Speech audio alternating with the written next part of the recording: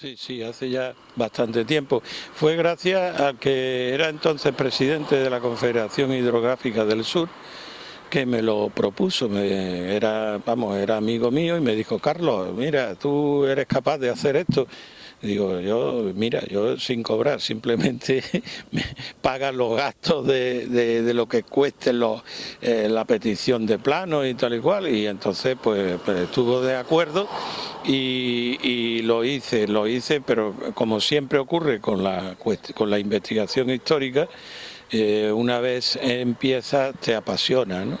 Y te apasiona todo este tema, porque además este era un tema que la gente no tiene conciencia de que en la Málaga del siglo XVIII esto era una obra realmente faraónica, era algo faraónico, pero que iba a hacer de Málaga la primera potencia económica de toda España, ¿no?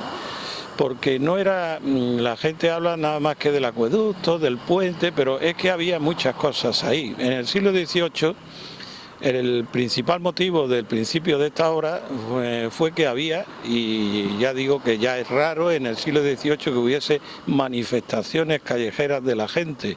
¿Por qué razón? Pues porque cuando llovía no se podía pasar, y entonces toda la harina que se molía en la zona de Alhaurín, etcétera, en todo el Valle del Guadalhorce, no llegaba a Málaga.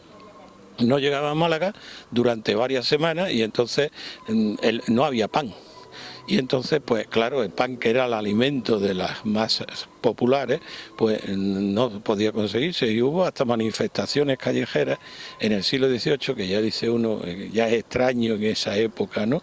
Manifestaciones hoy día las tenemos todos los días por la calle, pero en aquel entonces no era tan corriente, ¿no?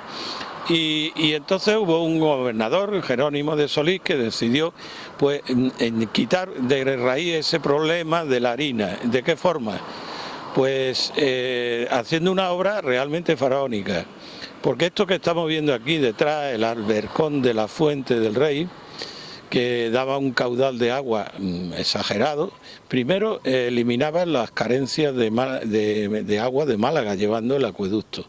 Segundo, aseguraba el paso por medio del puente, que además tenía 37 ojos, es decir, era un puente enormemente largo, cogía por el Guadalhorce, o sea que aseguraba, ya viniese el diluvio universal, que por aquel puente se podía pasar, ¿no?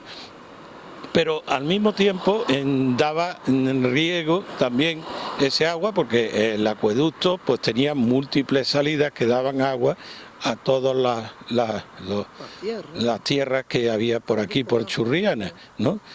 Que bueno, que como pasaba en aquella época, bueno, y como pasaría hoy día si las tierras fuesen algo valioso, las tierras eran del Marqués del Duero casi todas, ¿no? Pero bueno, pero por lo menos hacían producción. Pero también daba agua para los molinos que había en este lado del río, estos molinos de aquí, el molino alto de Churriana, el molino bajo, pero todos esos molinos les proporcionaba agua, pero es que incluso proporcionaba agua. Este acueducto llevaba, cuando iba para Málaga, tenía una bifurcación que tiraba hacia donde está hoy día en Málaga la barriada de Cruz del Humilladero, y ahí en Cruz del Humilladero pues también se hicieron molinos con el agua que iba a ir de la Fuente del Rey. Sí, o sea que ya incluso con el diluvio universal, es decir, ya no hacía falta el agua de la harina, que ya no era tan necesaria y tan urgente la harina de allí, puesto que allí en la misma Málaga se podía moler, ¿no?, con este agua. Es decir, era una obra fabulosa, sí, faraónica, y muy positiva hubiese sido para Málaga, y así se vio, y así lo entendió el gobernador, el primer gobernador, y así lo entendió el primer arquitecto, que era un arquitecto genial, Toribio Martínez de la Vega, que se vino ya aquí con la inconveniente de que se vino muy viejo, muy mayor el hombre, y falleció cuando apenas sí había llegado la obra al río. Entonces, después de eso, ya fue todo un desastre. Después de eso todo fue un desastre, pero desastre tras desastre, durante 2 siglos de desastres, ¿no? La actividad del ayuntamiento no podía ser más nefasta, es decir, había unos impuestos que se recogían específicos para la obra del Puente del Rey, pero no se usaban para eso. La obra del puente estaba cerrada, estaba parada, pero los impuestos se seguían retirando. ¿Y a dónde iba ese dinero? Pues entre otras cosas a prestar dinero a familiares de los corregidores del ayuntamiento. Es decir, casos como ese he visto en la documentación del ayuntamiento, ¿no? Casos como que al cabo de los 4 o 5 años de estar parada la obra, se decide ver en dónde están los almacenes porque claro, esto originaba unos grandes almacenes, ¿no? Había que almacenar gran cantidad de obras al ser tan gigantesca, y a los 3 o 4 años pues resulta que el guarda del almacén no sabía dónde estaba el almacén. Sí, y tienen que venir aquí con el que estaba cobrando por ser guarda del almacén. Yo me imagino que el guarda del almacén sería primo de algún corregidor, ¿no?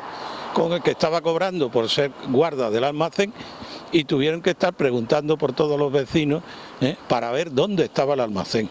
Eso es curiosísimo verlo reflejado en la documentación del ayuntamiento, que además generaba tanta documentación, y hay tanta documentación sobre eso, que había digamos, una sección especial para las obras del Puente del Rey, ¿no? Y estaba parada. Y bueno, y luego eso sí, surgen muchísimas anécdotas. Ahí estuvieron trabajando también penados, presos, también, bueno, en cierta ocasión, estando parada la obra, sin embargo el gobernador de Málaga pues venía a visitar la obra. No venía a visitar la obra, venía al retiro, que era donde estaba el obispo, y allí pues se pegarían las bacanales que se pegasen, los dos. Pero así el gobernador cobraba las dietas y el viaje y todo, y en uno de estos viajes le asaltaron la calesa en la que venía, ¿no? Y le robaron, y en fin, hay una serie de anécdotas curiosísimas al respecto. La documentación que hay en el ayuntamiento es increíble, lo que pasa es que es extensísima, además está en muy malas condiciones de lectura y tal, no porque sea mala la letra, sino porque el papel está hecho polvo, pero que en fin, que es muy interesante todo eso.